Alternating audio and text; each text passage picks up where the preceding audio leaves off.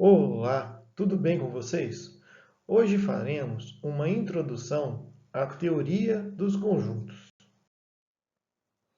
Como surgiu a teoria dos conjuntos? As noções que deram origem à teoria dos conjuntos estão diretamente ligadas aos estudos dos matemáticos ingleses Auguste de Morgan e George Boole, considerados fundadores da lógica moderna. Somente em 1890, o matemático russo Cantor, que desenvolvia estudos sobre a teoria dos números, publicou na Alemanha uma série de proposições e definições que vieram a se constituir numa linguagem simbólica para a lógica. Olha, linguagem simbólica para a lógica, para a teoria dos números e outros ramos da matemática. Em função disso, Cantor é conhecido como o criador da teoria dos conjuntos. Primeiro, vamos entender o que é noção primitiva. Noção primitiva é um conceito indefinido, é apenas motivada informalmente, geralmente por um apelo à intuição e à experiência cotidiana.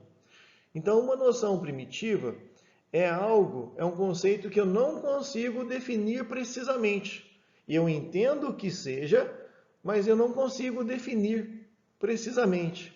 Eu não tenho uma definição exata para uma noção primitiva. Tá certo? Por exemplo, uma reta. Eu sei o que representa uma reta, mas eu não sei definir o que é uma reta. Axiomas e postulados. O que seria axiomas ou postulados? É uma hipótese inicial do qual outros enunciados são logicamente derivados. Então, os axiomas ou postulados são regras aceitas, tá? Olha lá, é uma regra aceita, mas não tem comprovação. Eu não consigo provar através de cálculos um axioma ou um postulado. Olhem lá, é uma sentença ou proposição que não é provada ou demonstrada e é considerada como óbvia ou como um consenso inicial necessário para a construção ou aceitação de uma teoria. Então, axiomas ou postulados não podem ser demonstrados. E o teorema? O que seria o teorema? O teorema já é uma afirmação que pode ser provada como verdadeira através de outras afirmações já demonstradas, como outros teoremas, juntamente com afirmações anteriormente aceitas, como axiomas. Ou seja, o teorema é uma regra que pode ser demonstrada através de outros teoremas ou axiomas. Então você consegue mostrar que é verdadeiro o teorema. Vamos lá então dar início à nossa teoria dos conjuntos. Noções primitivas. A primeira noção primitiva é conjunto, ou seja, nós não conseguimos falar precisamente o significado de conjunto, mas nós entendemos claramente quando alguém apresenta um conjunto para a gente. Elemento também é uma noção primitiva e pertinência também é uma noção primitiva.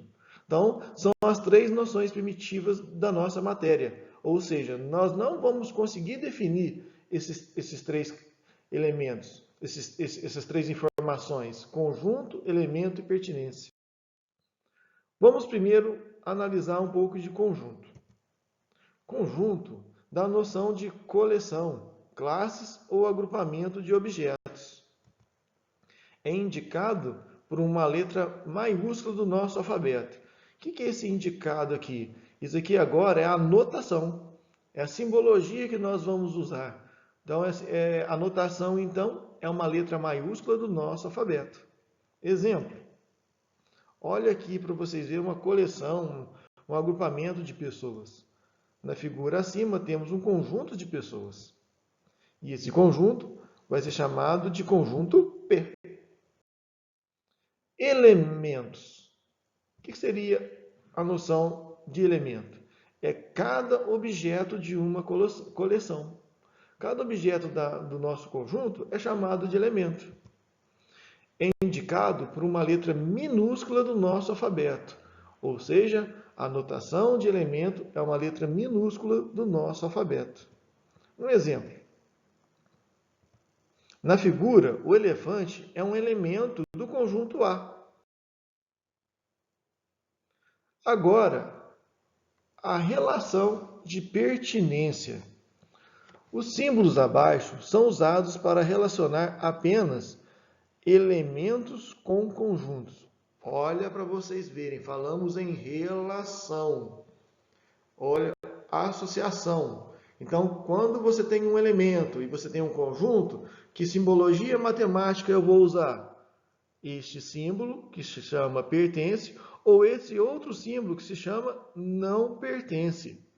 Aqui já é uma parte interpretativa. Quando eu tenho um elemento de um lado e um conjunto do outro, que tipo de análise eu faço? Pertence ou não pertence? Um elemento pertence ou não pertence a um conjunto? Exemplo, eu tenho o conjunto C. O elemento E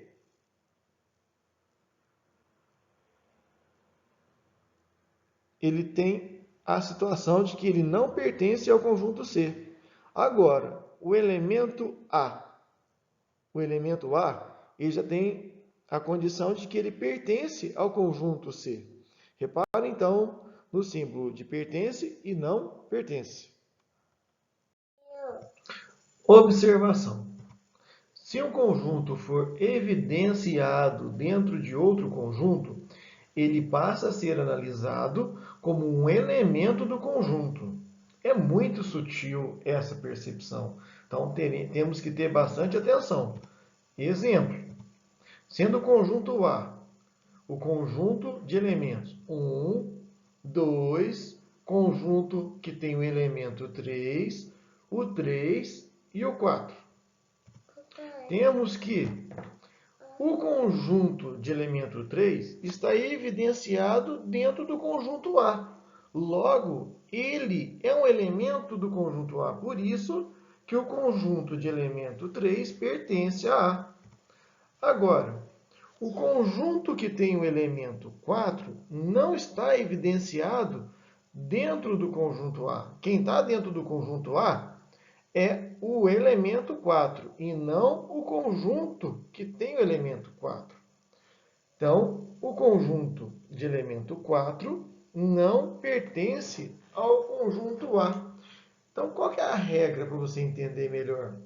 O elemento, para pertencer a um conjunto, ele tem que estar dentro do conjunto do jeitinho que foi apresentado. Para ser elemento, se estiver dentro de chaves, lá dentro do conjunto tem que estar dentro de chaves. Se não estiver do jeitinho que está, não é considerado elemento. Qualquer mudança, qualquer característica que difere do que está dentro do A, faz com que não seja o mesmo elemento.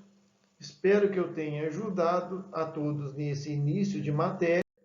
Obrigado e até a próxima aula. Fiquem com Deus e humildade sempre.